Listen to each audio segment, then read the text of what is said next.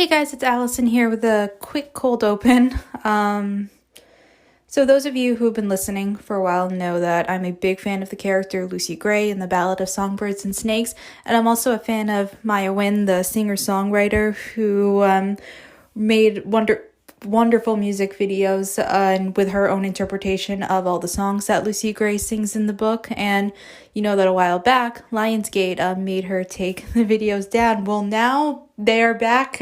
She is allowed to put the videos back on YouTube so we can all watch them again and listen to her beautiful music. And I also encourage you guys to listen to her original music as well because she's fantastic and so talented. So yeah, I will link a playlist in the show notes for all of you to listen to that's on her YouTube channel. So yeah, just wanted to let you guys know about that. And with that being said, let's actually get into the episode.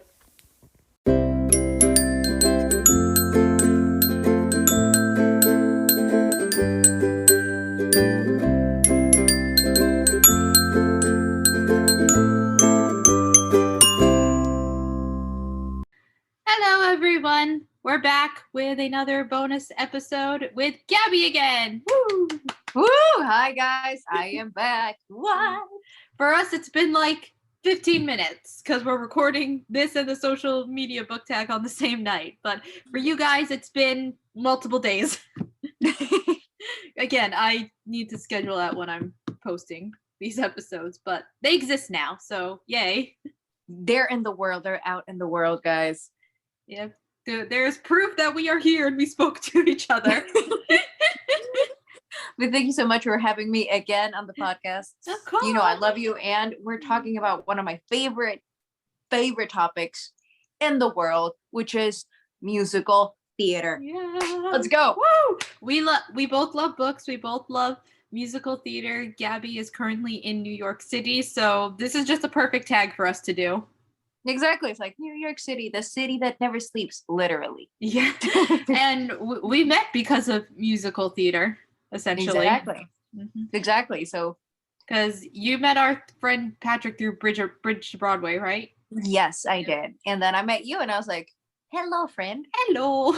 He's like, hello. Will you be my best friend? And I'm like, okay, I think. And then I was like, okay, this was a good decision.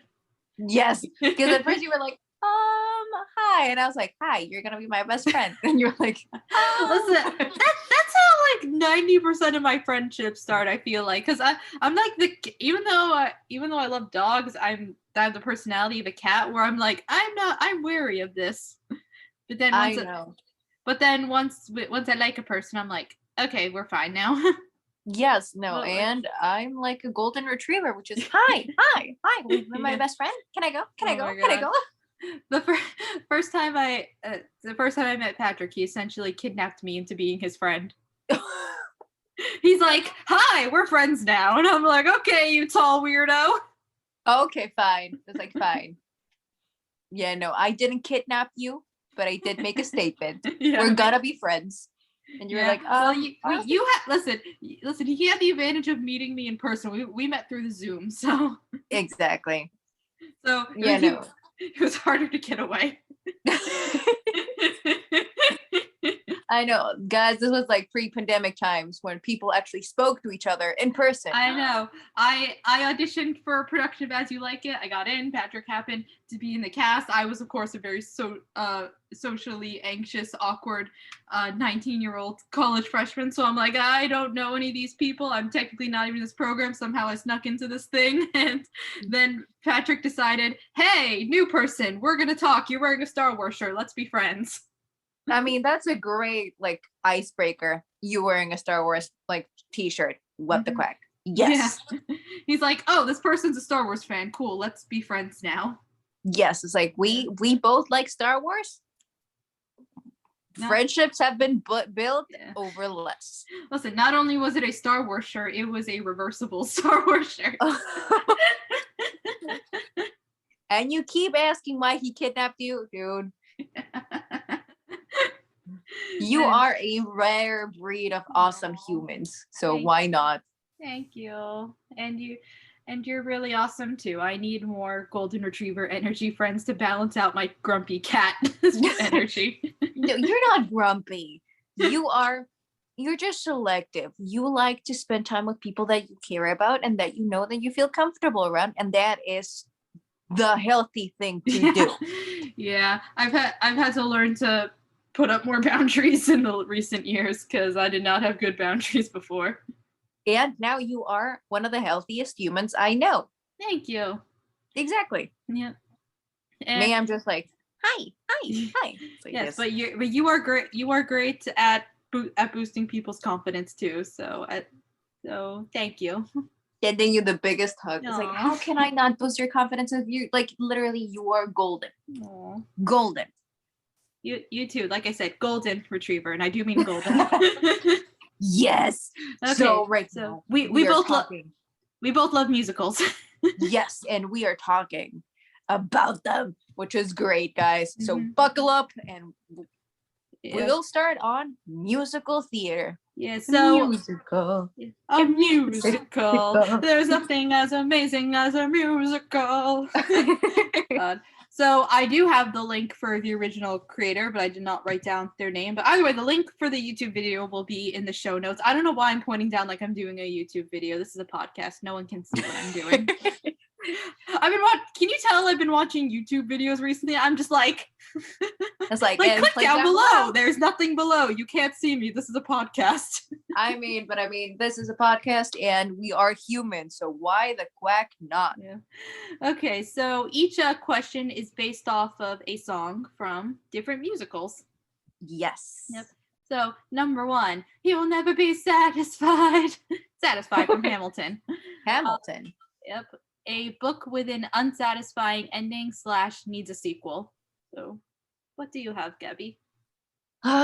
People are going to hate me for this, but it's not that it's an unsatisfying ending, but it does need a sequel, which is the all-time favorite Wicked. Like the book too? I mean, there is a sequel. Ooh. There is a book sequel for Wicked. There is. I haven't read it, but there is. And by the way, the book is entirely different to the musical. I have heard that. Yes. I was like, oh, it's just Wicked and a book. No, it's not. I'll stick with a musical, guys. Yeah. But generally, I really wanted, because with Elphaba and like Fiyero, even though they left, it was like almost a bittersweet ending, which is, it's like the Wicked ones are lonely. However, it's just like, I mean, it's a very, some sort of like tragic, however, realistic ending. And that shouldn't be. I don't know. It's musical theater. Everyone has a happy ending because it's the law. Yeah. But yeah, that one is bittersweet because technically both main characters have what they need. Elphaba wanted like freedom, and she's with Fiyero, her true lover, whatever, and Glinda is in the position of political power that she's always wanted, but she's also lonely. Happy? I know, but is she happy? She looks so lonely. Exactly, and she's not entirely happy, which to me, I mean, she makes girl boss moves. She is a force to be reckoned with. However, I genuinely feel bad for her because even though behind her I am happy mask, even though she's happy for her friend, she lost the love of her life. She lost her best friend because they can't really see each other anymore. Yeah. Because Elphaba had to fake her own death. So and Elphaba was like really Glinda's equal in a sense. Exactly. So I don't think Glinda ever felt like she had a true equal or true friend because everyone just like was looking up to her and she was kind of surrounded by yes men. Yes, and no one truly knew her. And I do think that instead of Fiyero being Elphaba's other or half orange or destined one, I think that Glinda and Elphaba are together in a sense, kind of like two sides of the same coin. Which is, I do believe that their friendship is something to be admired and cared for, because even though they were on opposite sides, they never did anything purposely against each other, no matter the circumstance. And that is top-notch loyalty. Yep. So I did want a happy ending for my girl Glinda. I really wanted her to have everything she ever wanted because she lost a lot. How about you? So, what did I say? I said Peter Darling by Austin Chant. It's a retelling of Peter Pan, but Peter Pan's transgender. Like he was originally was like Wendy Darling, and then went to Neverland and got to be the person he always wanted to be. That's really cool. I haven't seen it. And the ending is like, it's a good book, and it's my friend Owen, it's like its favorite book ever. But he and I both agree, like, this book either needs a sequel, or at the very least it needed like a few more chapters just to wrap up a few loose ends. Because I'm like, hello, more material, anyone? But yeah, it needed more. But it needed more, guys. Yeah, but other than that, enjoyable story, interesting take on like the way the Neverland works, and obviously fantastic transgender representation as well. Yes.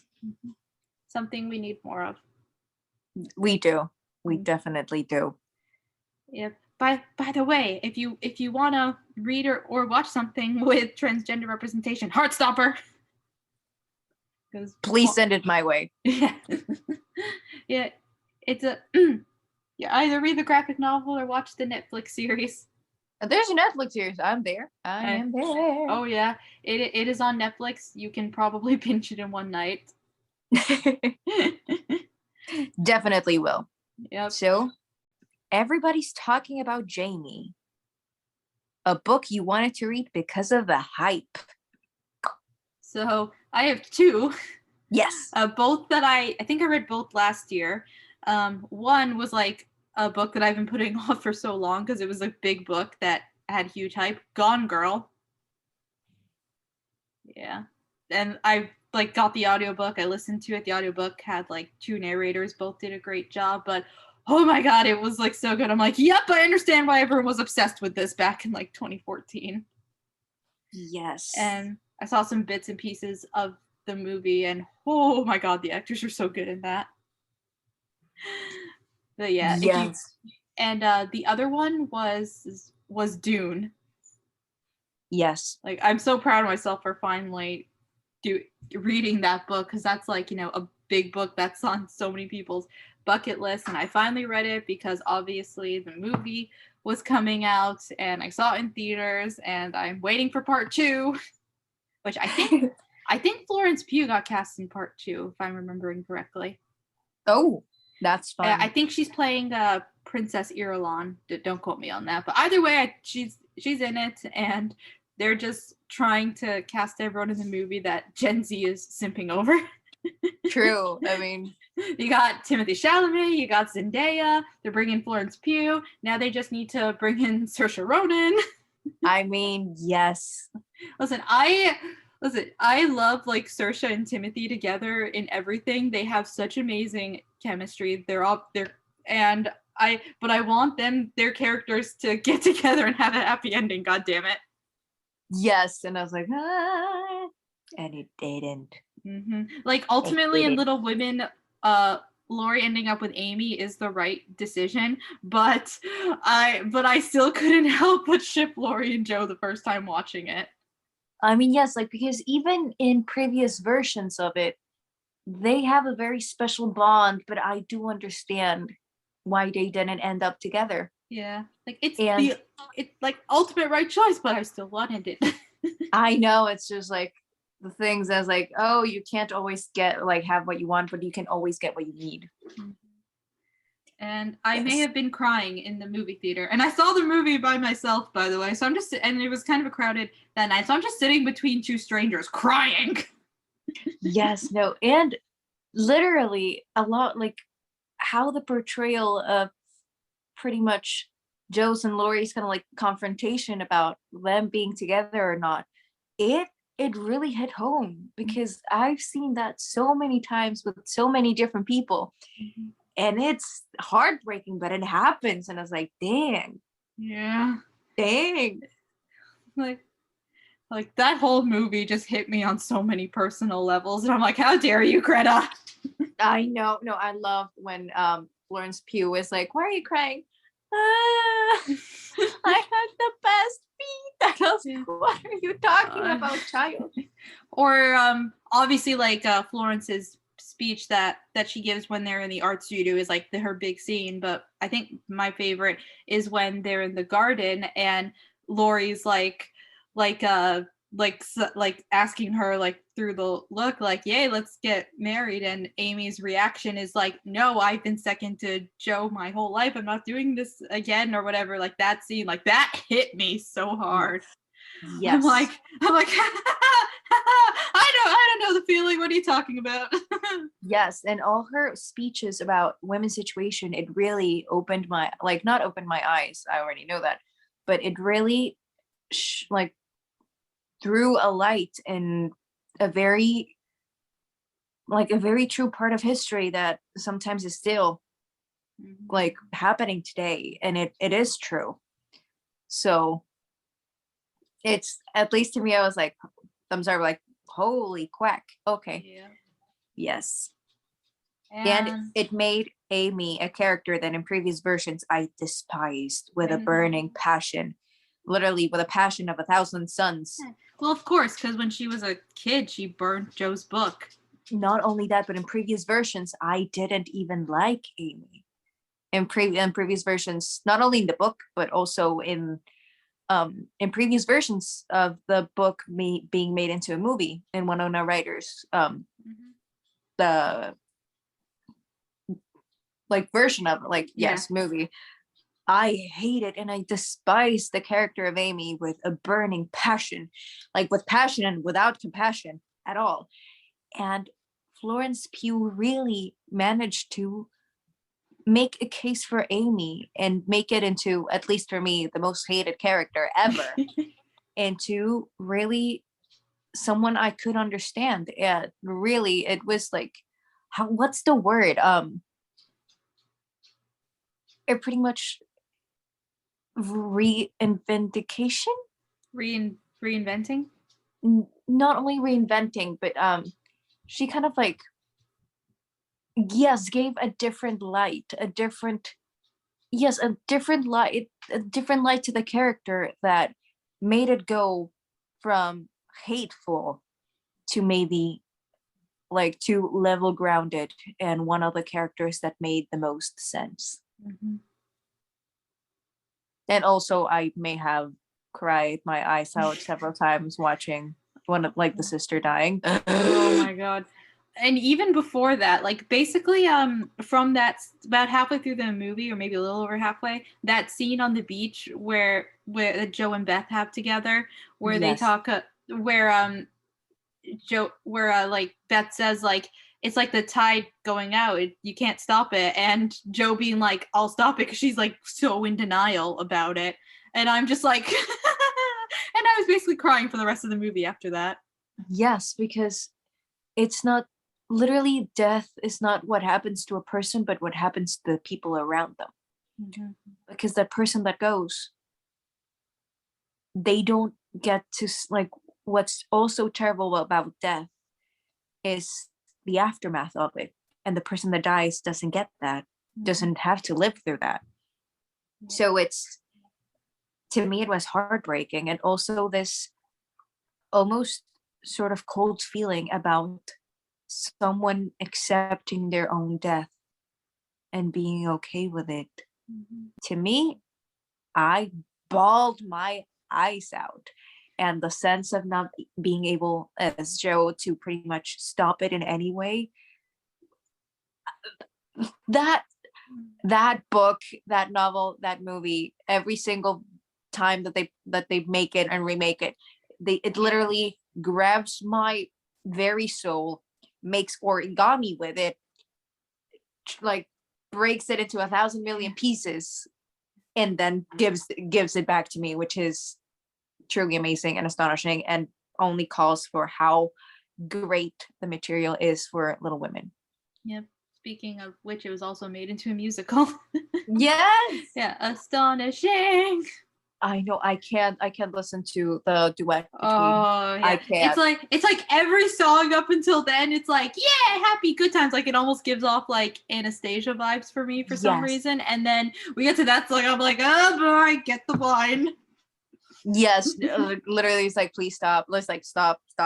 Yeah, Because were you there when we did the Little Women musical reading? No, I wasn't. Oh, yeah, we did that. Kate nailed Beth in that song. Holy shit. Oh, yeah. Literally, like heartstrings, people.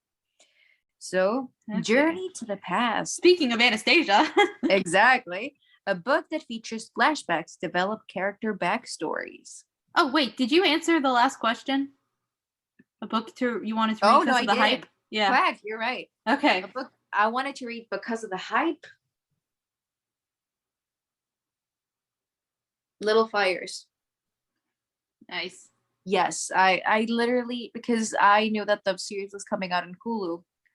So I literally, before watching the series, I was like, oh, I'm going to read the book because of the hype. Mm-hmm. And it was like, because they said that even the novel was better than the TV series, and the TV series was getting rave reviews, like great, like big people were in it. So I was like, I'm gonna read it. I read it. I cried my eyes out. It was great. I cried because of everything. So people's like, why do you keep crying? It's a form of expressing emotion. Yeah. Just leave me alone with my pain, please. Yes. And I read it, and it was one of the best choices I've made, but like book wise. Also, The Handmaid's Tale. Mm-hmm. I remember my teacher in high school. It was the book had been out for a while, but I don't know why, but there was a lot of people and a lot of teachers, female teachers, were covering the book. And so there was a big rave about it, at least in my immediate environment. Yeah. And I read it, and I got seriously traumatized, and it was great. It's a great movie. It's a great, they made it series, but it's a great book. Yeah. A great book. So those are the two that I was, because of the rave. One bigger rave, like social rave, international rave. The other one just immediate people, like environment rave. Oh, also another one that I thought of, Six of Crows. There was definitely hype when that book came out. Yes. And I know you're a big fan of that series. Yep. And it's like I got the book for Christmas that year, but then I didn't read it until Crooked Kingdom came out, which is good because then I could like read the next book right away. And then I was emotionally traumatized. Then I eventually went to read the trilogy, enjoyed that, and then the show came out, and now my obsession's just back in full swing. I mean, true. Like my obsession with the actor Ben Barnes continued. It started with the Chronicle of Narnia. I think I was like 8, and then I'm 24 and still obsessed with the actor. Yeah, now I'm just also now obsessed with all the actors who play the crows. Yes, great actors, dynamic, very true to the material, great performances, and very vibrant characters. And we get Violet in season 2. The crows are complete. Like, yes. I'm not kidding. When I saw like the cast, the 6 of them, post like a picture of them together for the first time on Instagram, I was like, I know, because they did kudos to the casting director. I know. My hat's off to the casting director. They found the right people. Yes, and they they don't get the hype that they deserve, but they do, because they cast all the right people for all the different shows, and my hat's off to them. Yep, and Marvel would not be where they are without the right casting. True. Because it's not like those commitments are not small commitments. Nope. Not in the slightest. Not at all. Especially now. Yes. Ooh, the whole Marvel universe getting stranger and stranger.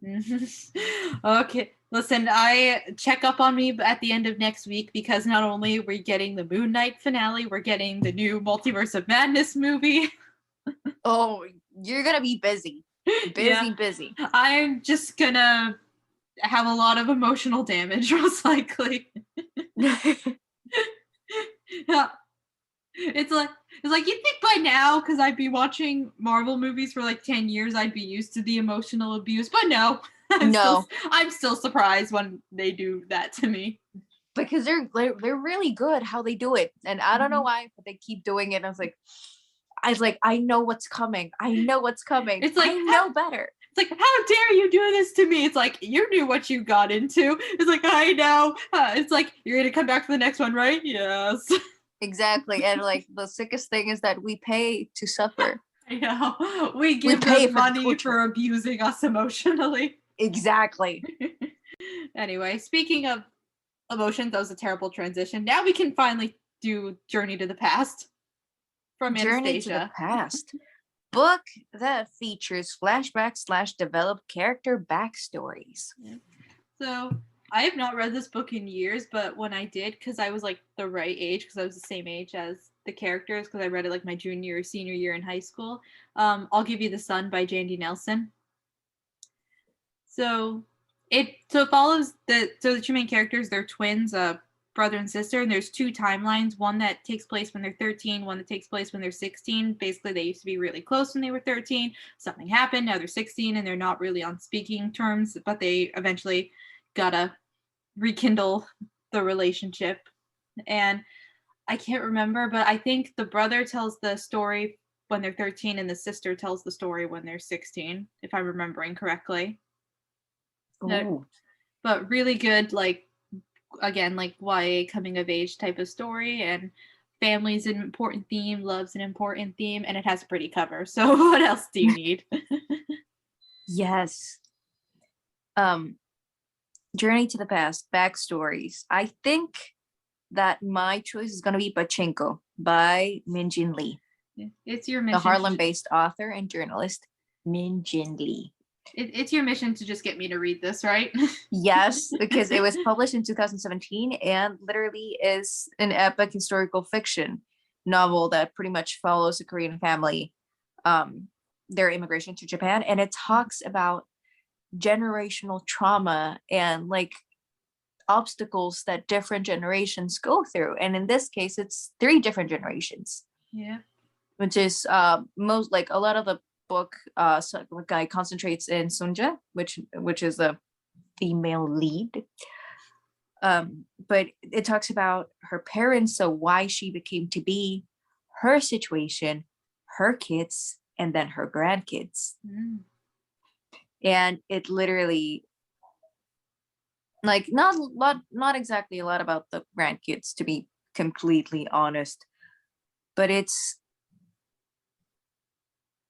a breathtaking like book that, because my dad's South Korean, so it really hits home in a lot of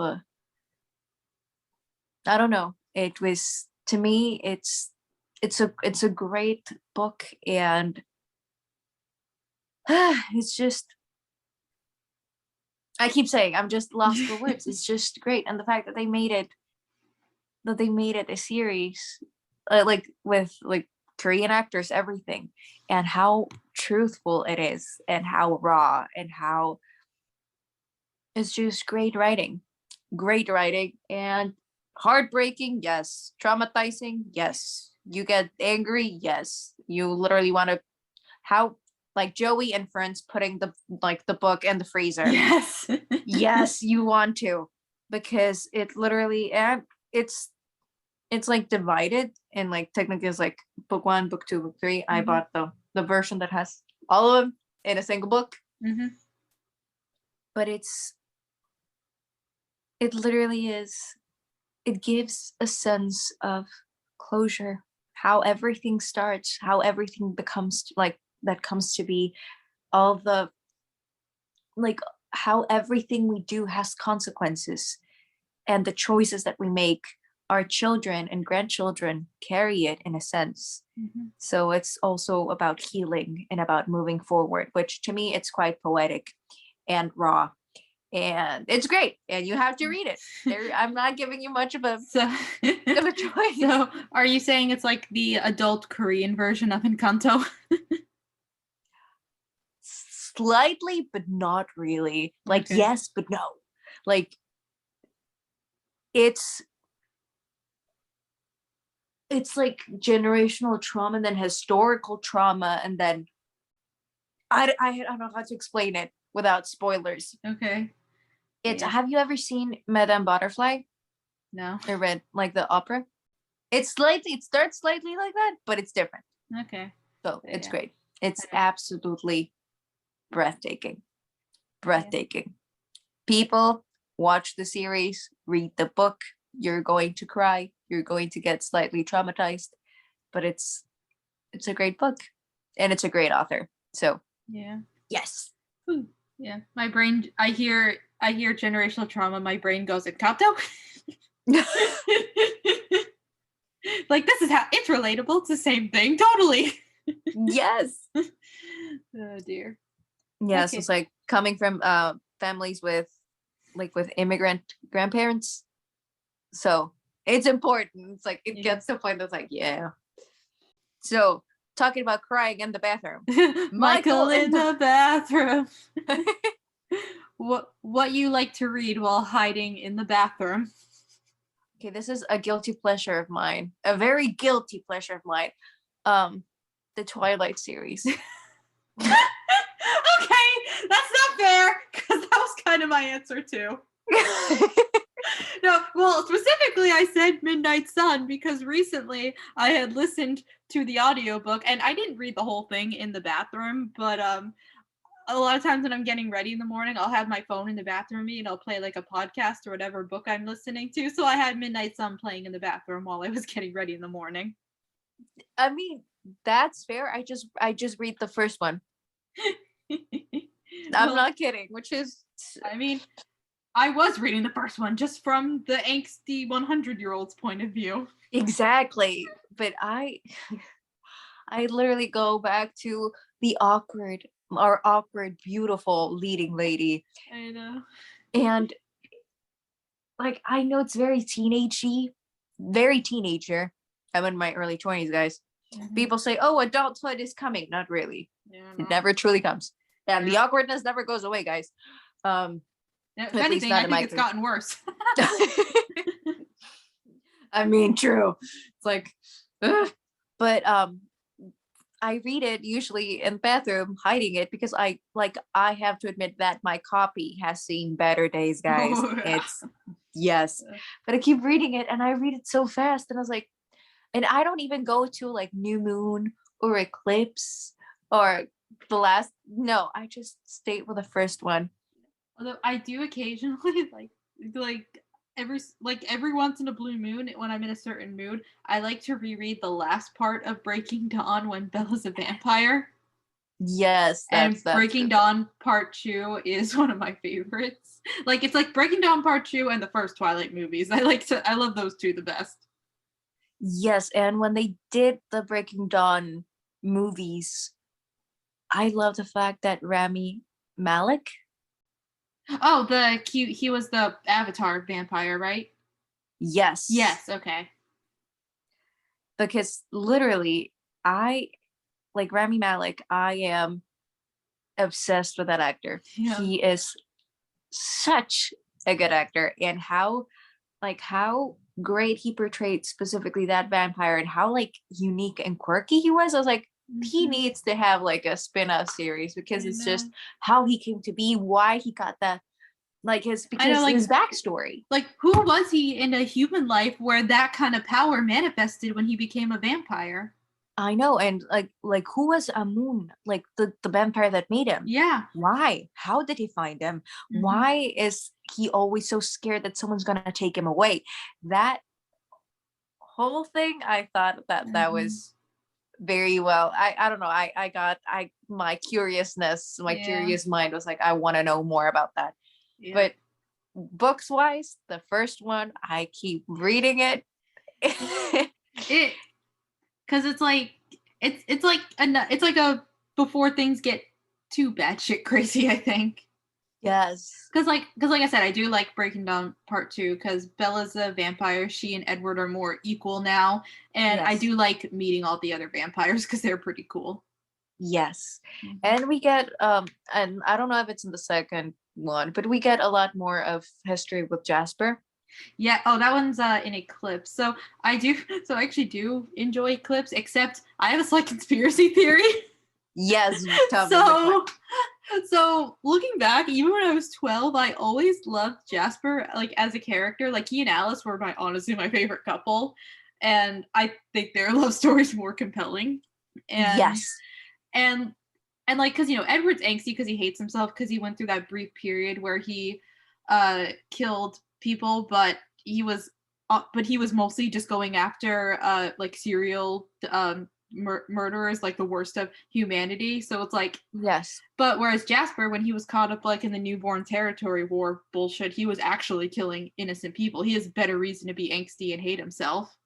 Yes, but at the same time, the time where Jasper was made a vampire, he was actually made a vampire for war purposes, to make him a weapon. Exactly. But here's my thing that I hate this fact about Jasper so much is that why is he a Confederate soldier? I mean, how hard was it to make him a Union soldier? Here's my conspiracy theory. Yes.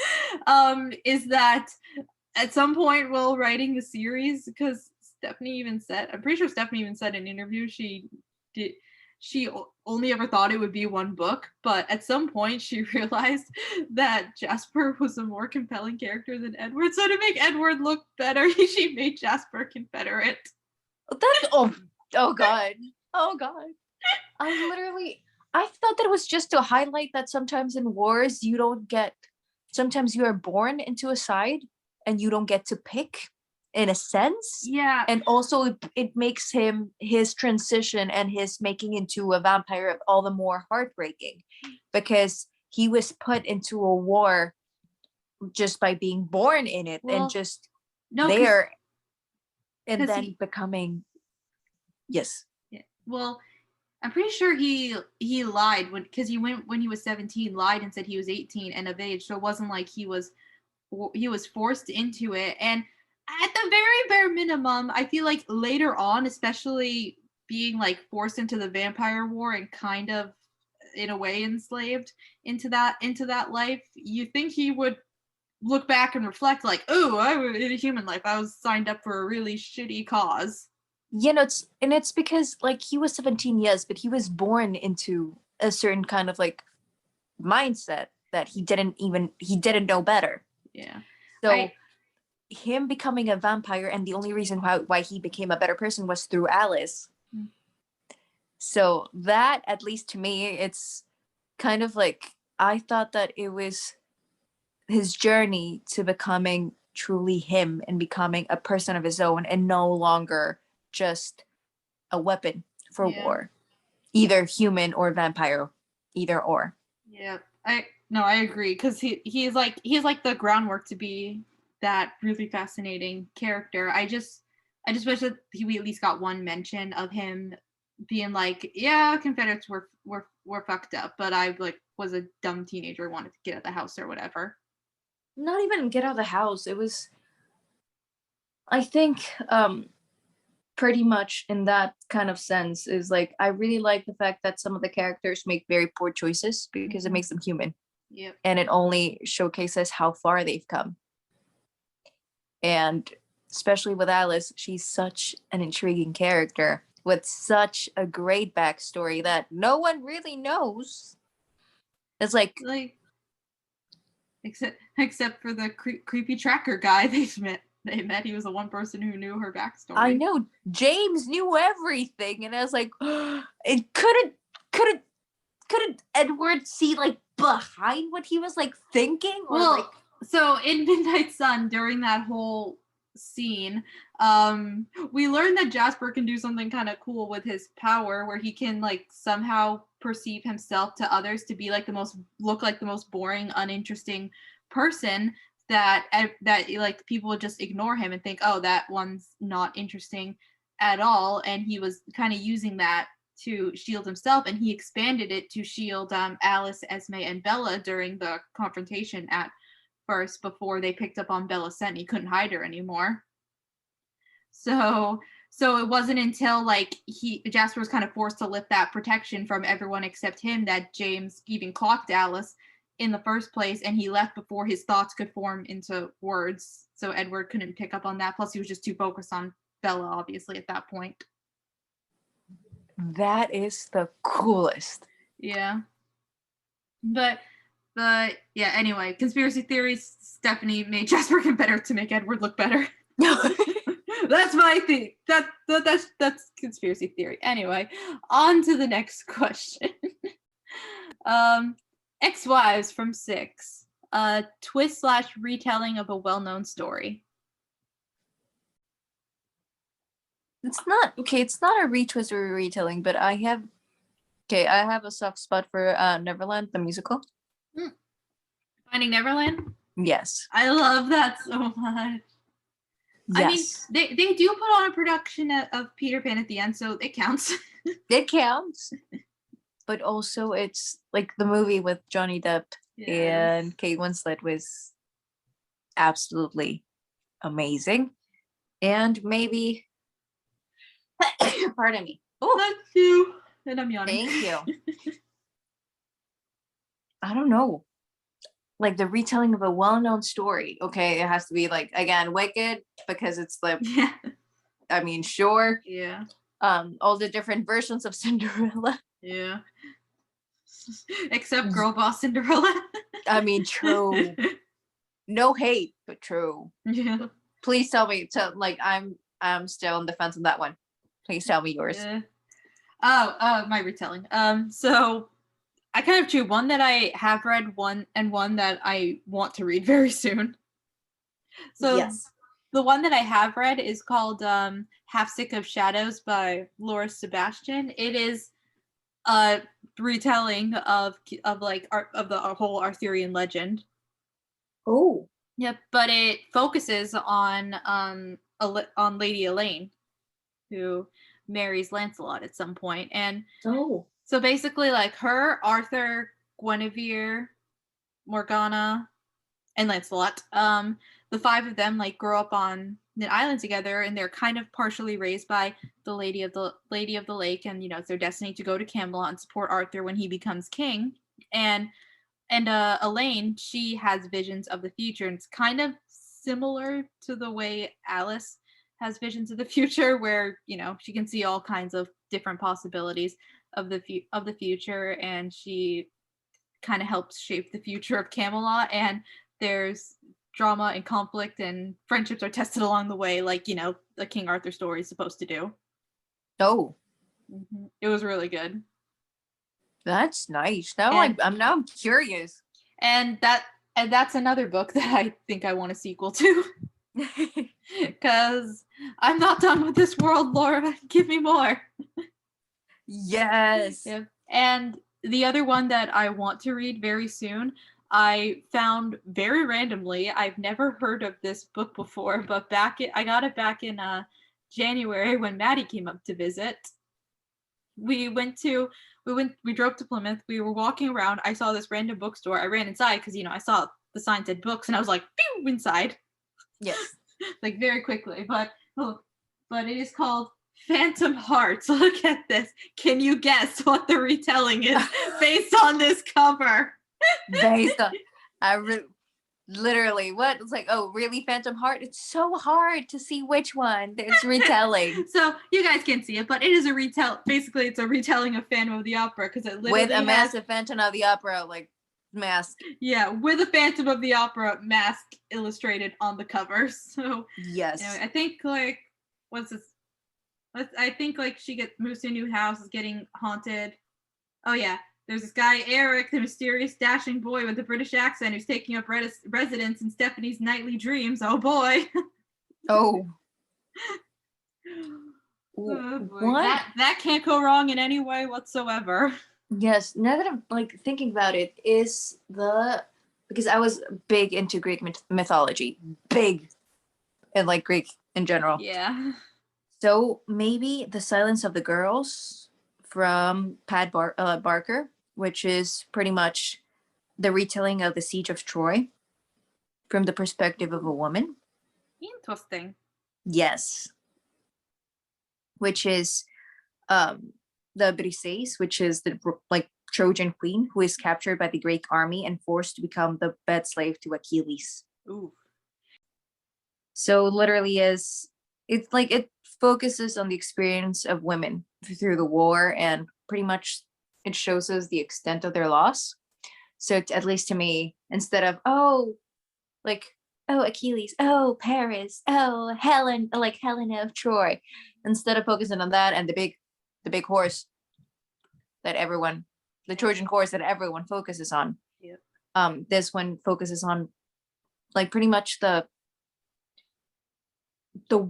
price that women had to pay in wars, which was a way worse fate than simply death. It's like, oh, death is only the beginning, sort of thing. Yep. So yeah, it's like, yeah, very dark book, people, very dark book. But I mean, much darker than Percy Jackson. much darker. I mean, well, some parts, if you think about it. But it still manages to be PG somehow. Yes. Oh wait, I've seen that meme, that John Mulaney meme that was like, whenever I read something in Greek mythology that's new information to me, and it shows John Mulaney, and it's like, I don't remember that in Percy Jackson. That's not a thing. It's like, if Uncle Rick didn't write it down, it didn't happen. So literally, I'm like still like talking about hurting. Still hurting. The next question. A book that hurt you and stuck with you. Baldor, algebra. I'm kidding. Anyone who suffered throughout algebra knows about the book. The Baldor. Yeah. Literally. Or I wanted to set it on fire. Yes. My chemistry book textbook in high school. I don't remember a goddamn thing from that class. Nope. I just remember me crying. No, but really, your turn. Okay. What did I say? Oh, Written in the Stars by Aisha Saeed. Yes. I'm so sorry about that. My pronunciation, guys. But yeah, and serious though, trigger warning in this book, because there's like forced marriages, kidnapping, and sexual assault. Oh. Yeah. Oh. So basically, main character, senior year of high school. I think her family's originally from Pakistan. But they moved to the United States. She's told her whole life, you can go to school wherever you want. You can study whatever subject you want. But parents, we're gonna choose your husband for you. And then her parents find out that she's been having a boyfriend who's also a Pakistani American, I think, but his family is a more progressive and they love her. And then they go to Pakistan for the summer to visit family, and let's just say the father and uncle, and she has to try to escape a few times. And again, trigger warning, because there is like a sexual assault scene. And I made the poor choice of reading that book during midterm week when I was in college, because it was good. I couldn't stop reading, and then I got to that scene. Not kidding, like 5 minutes before I was about to start my English exam. No. Yeah. No. So I was somehow trying to write an essay about Shakespeare while thinking of that in my head. I can tell why you were traumatized. Yeah. Damn. Okay. Don't worry, the ending's not very dark though, so it's not completely traumatizing. But there's emotional damage along the way. Yeah. Mm-hmm. Oh, we're going on a family trip. No, we're not. No, we're not. And yeah, but the light in the situation is her boyfriend that she has back in the States. He's a good one. Oh, thank God. So there's some light in the story. I mean, it is a YA book, so I don't think they could have gone too dark. Yes, like big oof. Yeah, but it still walks that line very well because it's enough where it's like you can feel the reality of this situation that unfortunately a lot of young women can find themselves in. Yes. In my case, the book that I chose is Lovely Bones. I haven't read that. What? Listen, I know. No. And I know Saoirse Ronan's in the movie. What? Nope. Okay, I watched the movie. Well, not the movie. I watched the first 20 minutes of the movie. And I was like, nope, not happening. But I think that it because then I read the book because I ended up reading the book. Mm-hmm. To me, because until then I was personally I was very sheltered until then. And when I read the book, because of how sheltered I was, I always thought it's like, oh, a neighbor, someone that you should trust. Why not? It's an adult, right? Mm-hmm. And that happening, and the fact that not only her, but there's a list of women that he had. Again, trigger warning. There's a lot about assault and murder and unaliving people. Yeah. Let's keep it unaliving people. Like Women, and how those cases grow cold and no one really gets, the families don't get an answer, and sometimes they don't even find the bodies. And it's a very, right now, how the world is going, violence against women, against little girls, and in general, yes, against women it's in the high rise, and it's getting worse and worse and worse. And I do think that even though it's horrible, I think that not only we should warn our women, but we should teach our men to not do that. Yeah. And I thought that I watched the movie then after reading the book, and I thought that the movie was it was so visually great. All the colors, the scenes were heartbreaking. I wanted to scream. And the actor that played Mr. Harvey, what's his name? Tucci.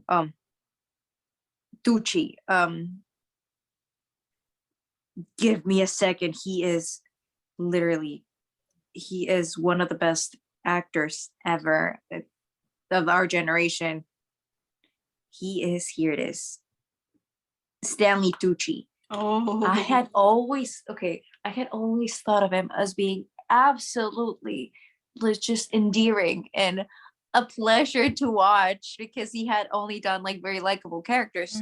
And when I saw that he was playing the bad guy, my heart sank. And seeing that he's such a great actor, that it was scary. I thought a great actor, a great movie, and even better, a great novel. A very heartbreaking and traumatizing, and why am I reading this kind of novel? Yeah. But it's a great book. And also Little Women. If no one gets traumatized by Beth's impending death and the fact that no one can do anything to save her, I mean, scars for life, people. Yeah. Although the scene at the end of the Greta Gerwig one, when Joe's writing her book, I think that's one of my favorite scenes of all time in any movie. Yes. I need Saoirse Ronan to be in more things pronto now. Yes, she is such a good actress. Funny thing I just remembered. So Florence Pugh is Yelena in the MCU now. Yes. So funny enough, both Emma Watson and Saoirse at one point were considered for the role too. I know, right? The entire cast for Little Women. Yeah. What do you know? Amy Most of the cast. Yeah. Amy beat up her older sisters again. People. Yeah. Yes. So talking about the sky, Me and the Sky, a book featuring your dream job. Oh, by the way, everyone go listen to Company. If you have Apple TV, go watch the Pro Shot. Yes, please do. It is amazing, and I want to see it live. Yes. So I said a beach read by Emily Henry, which is exactly what it sounds like, a fun beach read kind of book. But basically, two main characters, they're both authors, and they have a sort of rivals to lovers story. It's a fun book. Oh, that's amazing. In that category, I actually don't have a book, so please keep talking about your book, because my dream job, or my job, is actually as a musician, as an actor, and in order to keep my mental state sane, I only read either biographicals about known actors or people that are already passed, or like the big ones, autobiographical ones, because I personally, I try to not I try to avoid comparing myself to people currently doing my dream job. I like to learn from them, but not fictional stories that will get me to have my hopes up before tearing them down. That's yes, fair. But please, but please keep tell me more about your book. I'm super intrigued about it. Okay. Yeah, I think because she tends to write books about like romances with happy endings. He tends to write more, serious, sad type of books, and they've known each other since college, and they've been kind of rivals in the industry or whatever. So, but they happen to be renting lake houses for the summer next to each other, and they end up challenging each other, where she's like, I bet you can't write something I can write. He's like, oh, sure I can. You can't write something I write. She's like, yes, I can. Ooh. So what do? She then tries to write a serious book. He then tries to write a, more upbeat, happy ending type of book, and I can't remember what the prize was at the end or whatever for the winner, but other than shenanigans and romance ensuing. Yes, but either way, it was a fun time. Yes, no, but personally, do you know any books about actors or singers? Because the only musical that I know about singers is Phantom of the Opera. Yeah, well, okay, I did read this book called Grown, where a girl is an aspiring singer, but that one was also traumatizing, so don't recommend that one. Not recommending it. No, but I can't think of any books I've read where the main character is a serious actor. The only books I've read with actors are, kids in their drama club in high school. True. There's this one I read called Geek Magnet, where the main character is I've read it too. Yes, Geek Magnet. Yes. I loved that book. Yes. Oh, there's one book that I remember about. Okay, I'm gonna look up the name. It's about it's about a well-known writer who was writing his next novel, and then realizes that he has written his ideal girl from the book into the real world. Uh-oh. Wait, I'm Googling it. Wait. What? Okay, they even made it a movie. It's okay. It has Daniel Radcliffe in it. Nice. The movie that I'm trying to find out the female actress, because she's also in that movie. Okay, movies. Okay, entirely Harry Potter, and then it's okay. Yes, the actress is Zoe Kazan, and yes, the book is Ruby, the Girl of My Dreams, which was done. The movie was done in 2012. Huh. And it's a young writer, Calvin Byerfields. He's having troubles making his next novel. After an advice from his therapist, Calvin uses a writing machine and creates a lively woman who he calls Ruby Sparks. Ruby comes out of the page in Calvin's house, and she has become a bone and flesh woman. Dang. So, and still, she doesn't understand that she's a fictional character, and that her actions and feelings are dictated by whatever Calvin writes. That's terrifying. I know. So I was like, So it was actually she herself wrote the screen. What's it called? I can't English today. God. Screenplay? Yes. But yes, I thought that it was. Here it is. It was directed by Jonathan Dayton and Valerie Faris and written by Zoe Kazan. Nice. It stars Paul Dano. It's a great movie. Nice. And I think there's a book. So even better. Yes, so it's like writers. That's what I know. Yeah. Talking about weird places that I've never been, it's Santa Fe. Santa Fe from Fictional Newsies. place you'd love to visit. Oh, you have to start with this. Oh, I said the Shire from Lord of the Rings. Yes. Because I don't know, because like as a kid I was like, oh, I could be an elf or a wizard, I could be like Eowyn, and then as I got older I'm like, I am definitely a hobbit. Like I identify with Bilbo way too much. Without one talking about again Harry Potter, I would love to go to Hogwarts just to see the architecture and how the moving staircase. I have vertigo, so I'm not great with heights. So imagine having you holding on to your question. Hasn't any of the students just fallen to their death? I know. Maybe someone sees them falling and is just catches them with magic or whatever. I hope so. What anyway, if they're alone? It's in the middle of the night. That scenario reminds me of Escape Rooms, the movie. I mean, I haven't seen it, but I it's like falling to their death. It's like just question or someone being squashed between two different. And how do they get from class to class if their stairs are always changing? Yeah, you have to leave the dorm an hour before class starts just in case.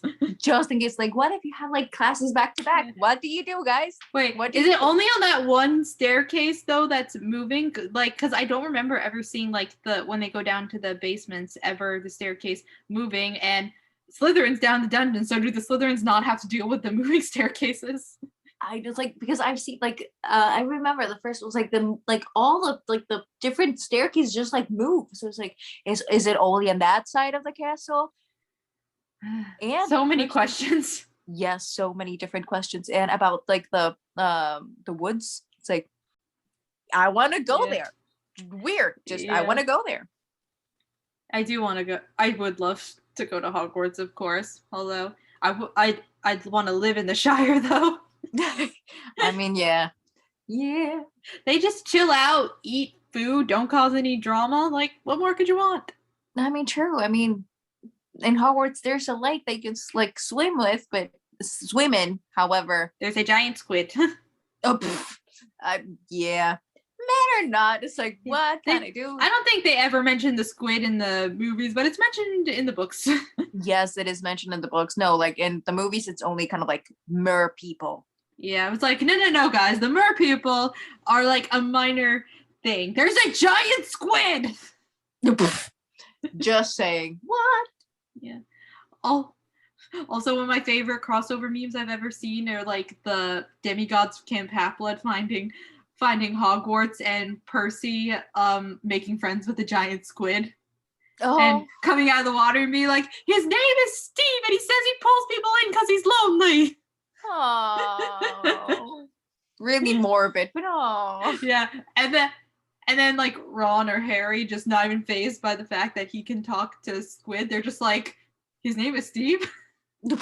He can talk to squid. Harry Potter, I can talk to snakes. I know, it's Harry can talk to snakes. Nothing phases them at this point. Nope. What was the name of the basilisk? Just asking. Did it ever have a name? I don't think it ever had a name. It was just the basilisk. But what if it had a name? It should have a fancy name. Yeah. And how old was the creature? 1,000 probably, because I think that's the original basilisk that Salazar Slytherin intended to be True. down there. True. Wow. So talking about being seen, because the basilisk kills you with his eyes. Yep. When he sees me from Waitress. Yes. So, a book you fell in love with just by looking at the cover. Oh, that's what I forgot to bring down, because I wanted to show you. Yes. Skip 1 second. Show me. Yes, Okay, so- you go first so I can show you my stuff. Yes. So, what did you fall in love with based off the cover? Based off the cover, I fell in love with my copy of Emma. Ooh. It's pink. It's gorgeous. It's leather.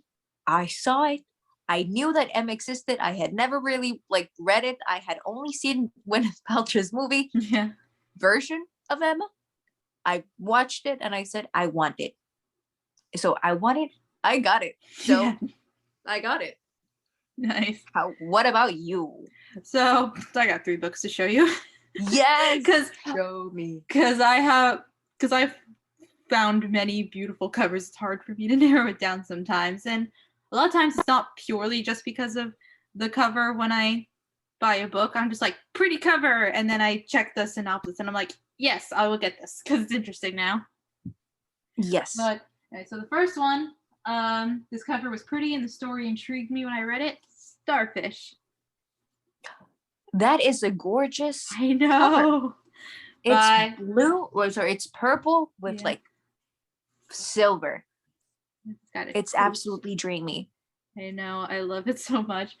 By Akemi Dawn Bowman. I need to reread this soon. It's one of those books I keep meaning to reread because it I remember it emotionally resonating with me. But yeah, and plus it was the first time I had read a book with a mixed race Japanese character. Oh yes. So I was like, oh, mine. Yes. Yeah. And I know, and she's main character's last year of high school trying to figure out what she wants to do with her life, has a complicated relationship with her mother. I'm like, sign me up. Yes. And also it's purple and it's a lovely color. I know. I love the color purple. Clearly I'm wearing a purple shirt right now. And when we moved into this house when I was 7, I had my bedroom wall painted. It's purple. The walls are still purple to this day. Purple is a great color. Plus, I'm lazy and I don't want to move stuff around in my room to repaint the walls. I'm like, this is a pretty color. I mean, that's a whole mood. Yeah, I'm like, it's a pretty color. I don't feel like repainting right now. But Just no. So the second one, and funny story how I came upon this one, Spark by Patricia Levy.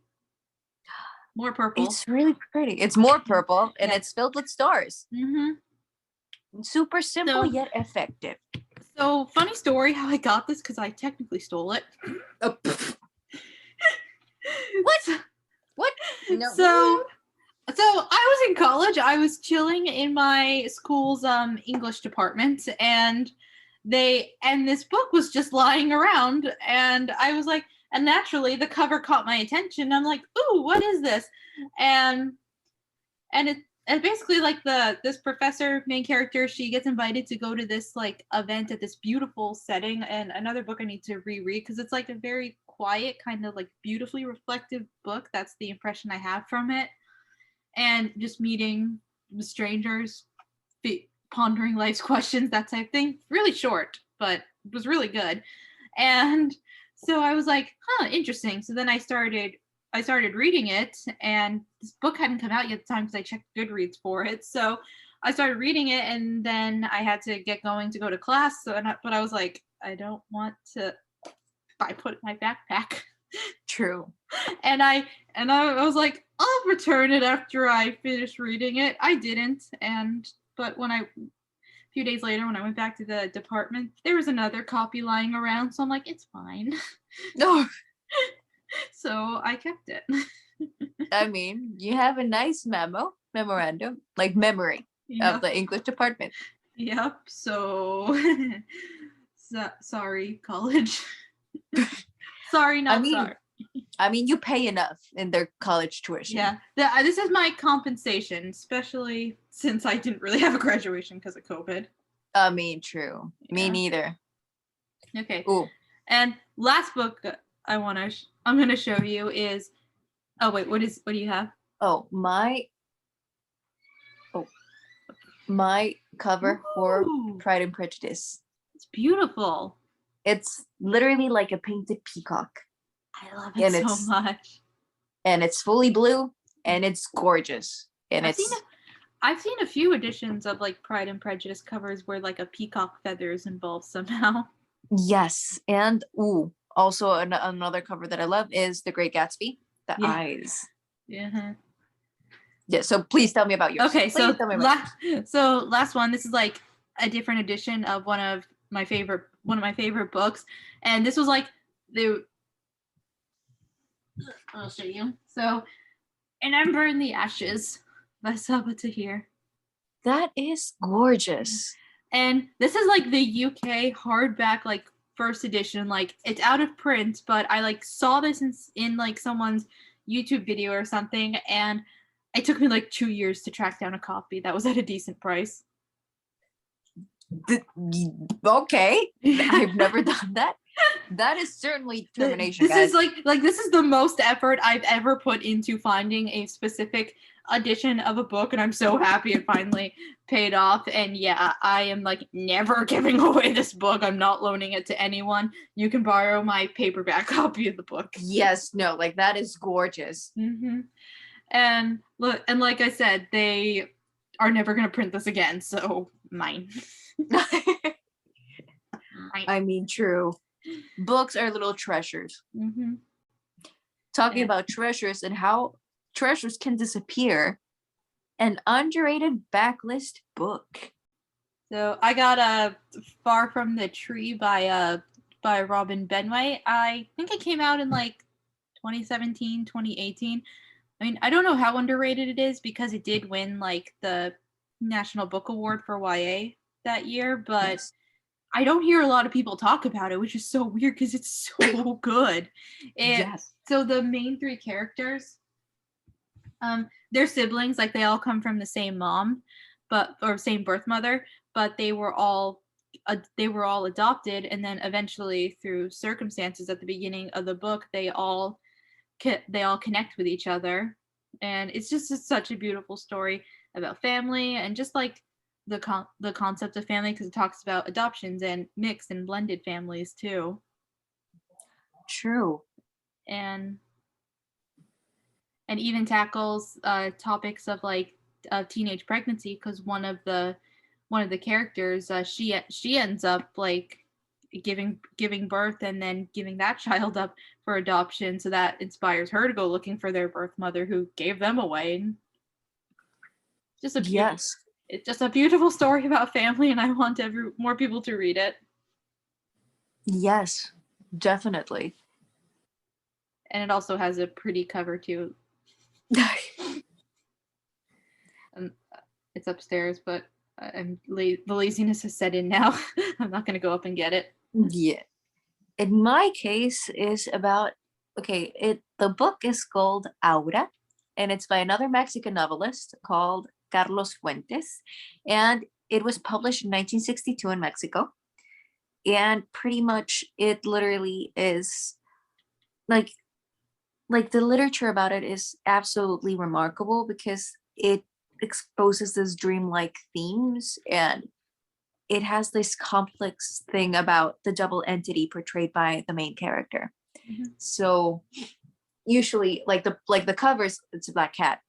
Yeah. And it pretty much talks about a student that is going to an old house to record the life of an old lady that lives in the house and has a niece. There's not going to be any spoilers. Mm-hmm. But the more he talks to the old lady, he notices that it could be that the niece and the old lady are one and the same. Oh. Yes. It's a great book. In Mexico and Latin America, a lot of people know it, but here in the States, they just don't. And it's a great movie. Movie. It's a great book. I'm thinking about movies, guys. I know. It's a great book, and I'm definitely sending you a copy because Yay! it is it is scary, but at the same time it's great literature. Mhm. Absolutely great writing. And it's like a timeless book, which is morbid yet interesting yet dreamlike, yet it talks to a certain extent about witchcraft but not really, and about past lives but current ones, and about the trickiness of time. I don't know, it's a great book. I generally recommend it, and I'm sending you a copy ASAP. I get more books in the mail. My mom's like, Allie, don't you have enough? I'm like, I did not buy this. Blame Gaby. Yes. Like, blame it all on me. It's fine. That's what friends do, right? They throw each other under the bus. Yes. And literally, this book is super easy to remember. Auda. And it's by Carlos Fuentes, a Nice. Mexican author. Mexican authors, people, great writers. Yay. Yes. So talking about what I want, which is it's like what you want, was like from Legally Blonde. Yes, it's like what I want. Great musical. Yes. So what do you want to see in books more? So I want to see more centered love stories that are platonic, specifically between guys and girls. Yes. Another reason I love the book Radio Silence, because the main love story is between Francis and Aled, who are platonic BFFs. True. I think what I want to see more in books in general, well, more representation, that's one. Two, more about biracial characters. Because guys, people, biracial people, we exist. And I don't think that there's enough of us either in literature or in writing, and not a lot. I mean, there's a couple books, but not a lot of authors cover the sense of what being a mixed race kid, which is dealing with both sides of your identity, and maybe not truly fitting in either. And you, like, we are in the middle kind of like situation. I don't know. I think that could be really cool. More representation of every single representation there is. Because writing books is never ending. Like, the sky is the limit, and not even the sky is the limit. There could be so many stories and so many important stories. And also what I would love more, it's like, I understand that love is a great sentiment. Romantic love is absolutely gorgeous. Why in in most sci-fi books, or like, I don't know, like fictional, like fantastic kind of like novels, there's always a love story, and it's like, I get it, but why? I mean, true, sure. I mean, love is love is great, love is beautiful, but I don't know, I think it could be a little bit more there, like, to pretty much just see more facets of love, not only romantic love, but as you said, friendship love, love to siblings, love to kids, love to nieces or nephews, love to anything. I know. Like, I've read stuff where it's like intense, emotional, loving scenes between like friends or siblings and family, and I've cried harder to those than the ending of Titanic, though I still cried at Titanic. I mean, true. Like, Jack definitely could have been saved. Like, Rose, what you were thinking. Blame the prop people in production who made that door. No yes. It was like, why? Because the script said Jack had to die, so he died. So this is not on the actors or maybe not necessarily most people involved in the movie. It's purely on the people who made that door. Yes, definitely. Ooh. So literally, that's what it, like, I don't know, books is always a very tricky subject because there's so many books and so many authors, and there's a lot to love. And what I really like is that new authors are coming forward every single day. New stories are being told, and how, I don't know, it's like, you were a writer. You can say this yourself. The sky is the limit. So my hat's off to those who can pretty much create stories out of thin air and understand, maybe not thin air, but it's, or because some of them are autobiographical. I don't know. But you just take some random pieces of life and it's like, hey, this might fit together. Oh. Yes, but at the same time, it is like, my hat's off to writers, because they create new worlds within our own and within other worlds. And they not only create characters, but they create, I don't know, like,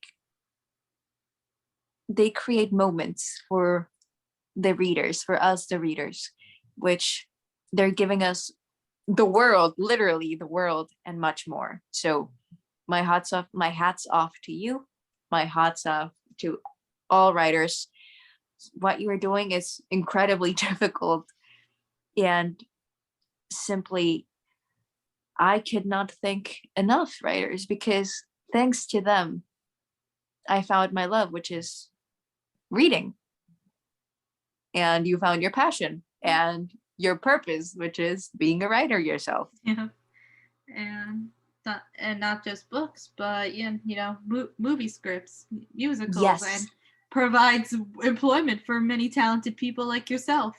Yeah. Oh, thank you. But it's like, legit, it's all writers. Either be comic books, novels, musicals, screenplay, movies, TVs, and everything in between. You guys understand humanity sometimes best than most. And it's absolutely breathtaking. Sometimes even by accident. Yes, true. So I always wanted to ask you this. What is your favorite musical, and what is a book that you recommend that reminds you of it? Yeah, that it's also the final question in the tag. I'll put it there.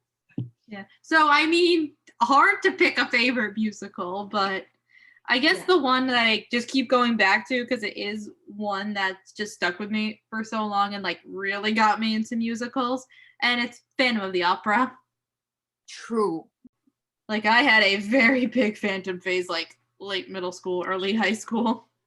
But there's this book I read that it kind of gives off similar vibes to Phantom. Like, it's not a retelling, it just has a similar vibe. But it's called Entwine by Heather Dix. And technically it is a retelling of the 12 Dancing Princesses. No, but like, they're haunted by this mysterious figure that they have to go through a magical portal, and they're kind of forced to learn to dance. And like, some of the sisters, I remember, like, they don't like it. They hate the fact that they have to keep dancing for the strange, mysterious spirit who has a liking toward the oldest, and a very uncomfortable liking. Oh, yeah.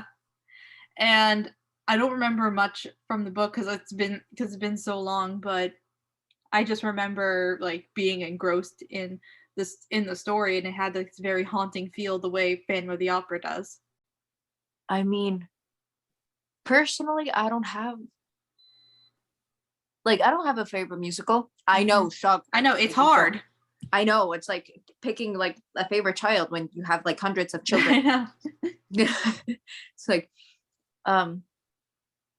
I personally don't know, because I know that, like, for example, I love Pygmalion, and I love like the book Pygmalion, the novel Pygmalion, and I love the fact that they turned it into My Fair Lady, and I love all the different series that have like spun from that. I truly, genuinely love it.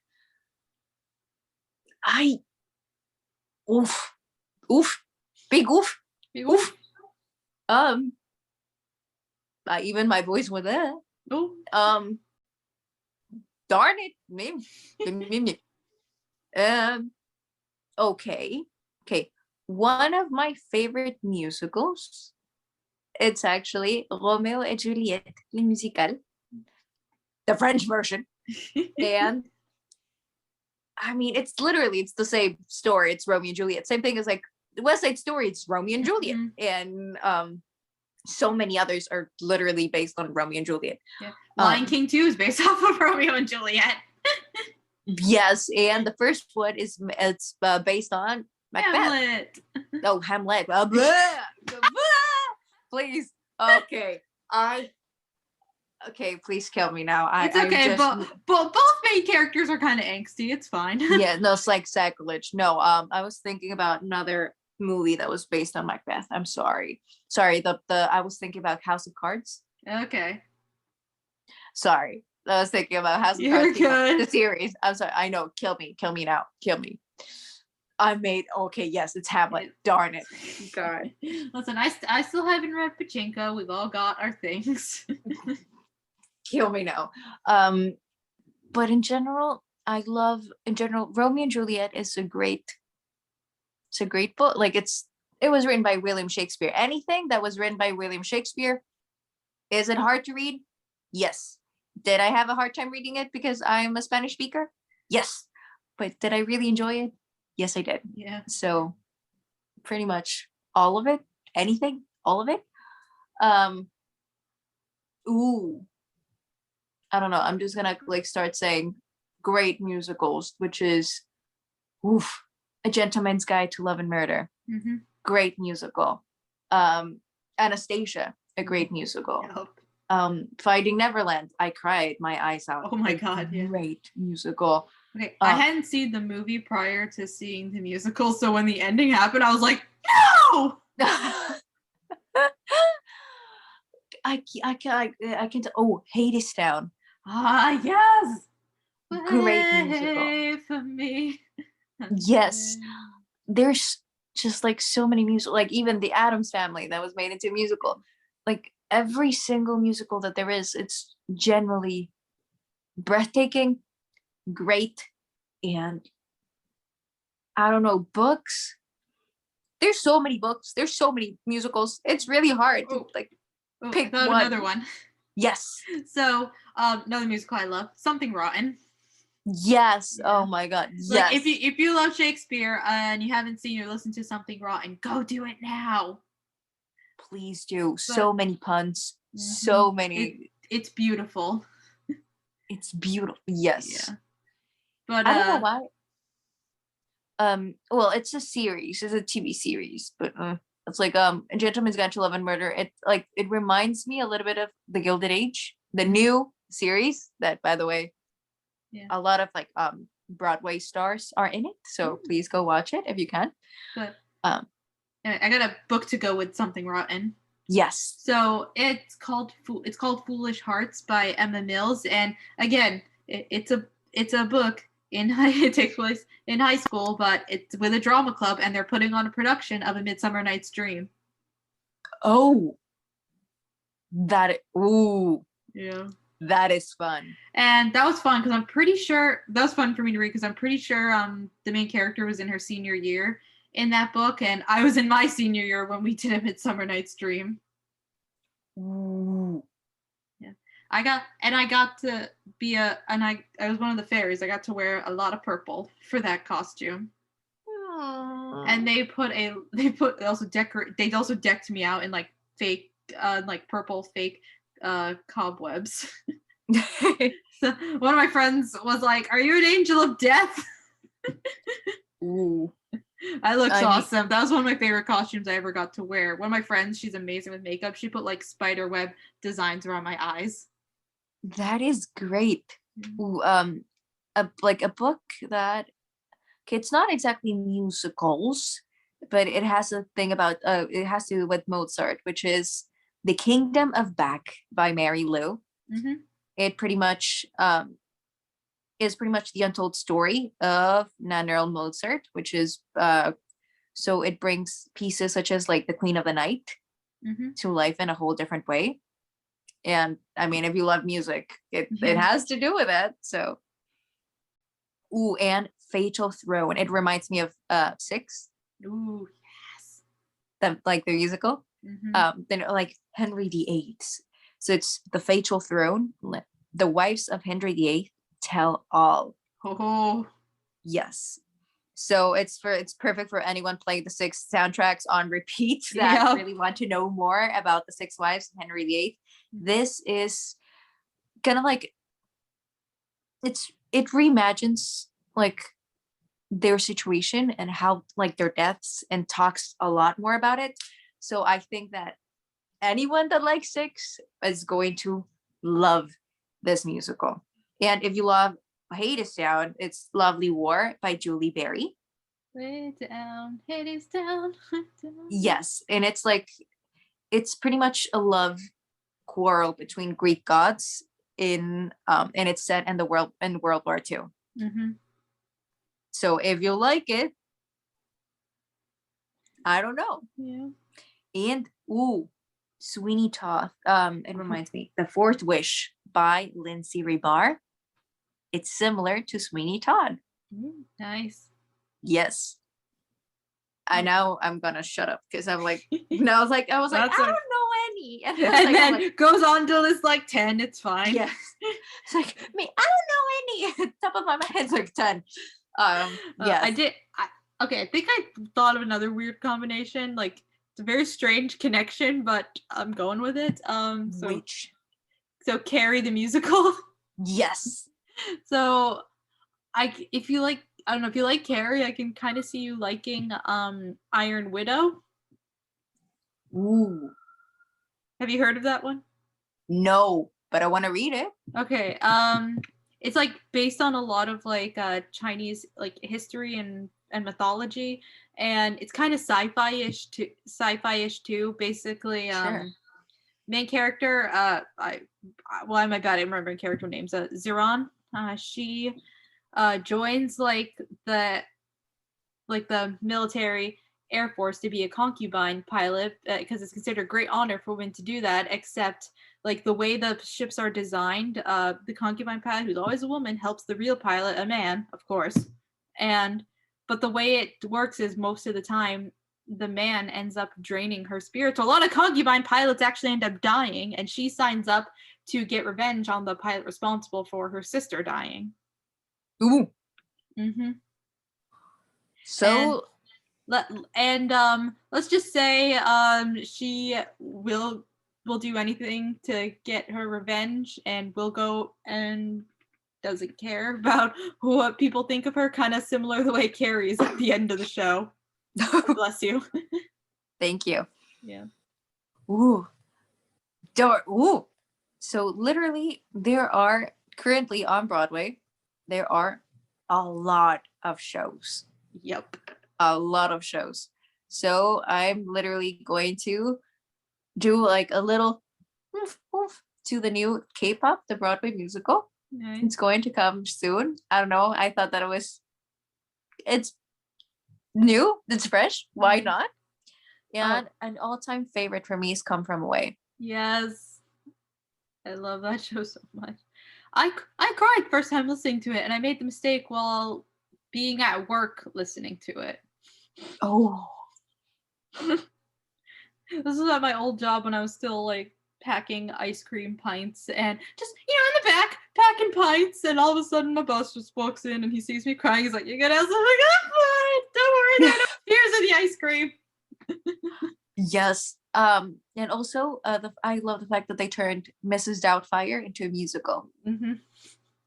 I think that it's pretty much amazing as well. It's not a musical, but Harry Potter and the Cursed Child, it's always it's pretty much great.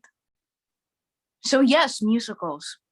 Okay, if you could tell me the last musical that you watched, which one was it? The Music Man in New York with Maddie. Yes. Yeah. I've been hearing great reviews about it. Oh my god, it was so good. And I mean, everyone said it, but like Hugh and Sutton, they work so well together on stage. Yes, I've been reading about that a lot. I'm really curious about it. And like, there's so many talented dancers in the cast, and all the kids who were in it, they were so good. And they were so adorable as well. Yes, it's like people ignore young actors, kid actors. They work and they are pretty amazing. And they have like, and obviously because kids aren't legally, they can't do 8 shows a week, so they have like multiple kids for each role. But the ones we saw, they were so good. And I really loved what's her name, Marion's grandmother. Yes. Yeah, I loved her. She was so good. Because the last musical I watched was Hadestown. Nice. For like the 8th time. I mean, if you're gonna see a show 8 times, that's not a bad one to go with. Exactly. It's a great musical, and I saw it with my parents. Nice. So before the pandemic struck. Whoa. I know. I haven't gone back to watch a show after the pandemic. I need to. I have to. I live in New York. I have to. You should see a show with me and Maddie, because we plan on rushing at least one show. Yes. Let me know. I'm there. You say frog, I jump. Yay. But talking about books today, like that, okay, this social tag, like that's like social? No, it's musical theater tag. Yeah, musical theater tag. Yes, musical theater tag. This one was tough. What about you? Yeah, I had a hard time. And I always like, for some reason when I do tags, I always stress myself out. We're like, I need to come up with the perfect answer. No, but I love books, and thank you so much for having me in your podcast. Of course. And you know about books, so people, literally. I mean, I've only been obsessively reading for at least 12 years now. Not long, 12 years. Yeah. Well, because like as a kid, when I was like younger than 12, I had like on and off phases where I was reading. And I was mostly reading like the Magic Treehouse books. And then at age 12, I finally read Harry Potter for the first time, and then here I am. Yes. I think that the first book that I read, like full on, I think it was Matilda. Nice. Yeah. Okay. I was young. Okay, I didn't read Matilda until I was like 20, but I still like loved it and I cried. Yes. Because even though it has a nice ending, they don't make enough books about parents who just genuinely don't like their kids. It's heartbreaking. I know. It's like therapy. What? Yeah. Thank goodness for Miss Honey. Yes. Yeah, and I keep saying Trunchbull is a pretty cool character. Mm. In Spanish, it's Tronchatoro. Oh, nice. That sounds even better. Tronchatoro. It's like, what? In Spanish, it's la señorita Miel. Honey in Spanish is miel. So figured, yeah. Yeah. I'm the person where it's like I don't understand what people say to me, but I'm just like, yeah. Yay! So yeah. Okay. Thank you guys so much for listening. Thank you for following all of our rambles. I hope you were mildly entertained. Thank you so much for listening, and thank you so much, please, for having me in your podcast. It is my pleasure. Every single time that I come here, I have the best time, and pretty much talking to you and talking about our favorite topic, which are books. And sometimes musicals. Yes, musicals. Yeah, the musical. And the musical. And nothing's as amazing as a musical. So thank you so much for having me. And please, all the listeners, please keep listening to this podcast, because it is refreshing to actually hear someone talk about something that they're so passionate about, which is books. Thank you. And I don't know when I'm posting this episode, but be on the lookout, because we're still talking about the Hunger Games. Yes. Yep. And definitely want to have you back for another Hunger Games related episode. It will be my honor. So again, my name is Gabriela Manuel. You can find my information and my Instagram down below. Thank you so much for having me in this podcast, and please keep doing this podcast. I have the best time. And thank you so much for inviting me. Yeah, thank you again for coming. I always love and appreciate it, and I have fun with it. And yeah, socials in the show notes. You guys know the drill. Hope you all have a great day, night, whenever you're listening to it. And I will talk to you all next time. Bye. Bye. Yeah. Stay tuned.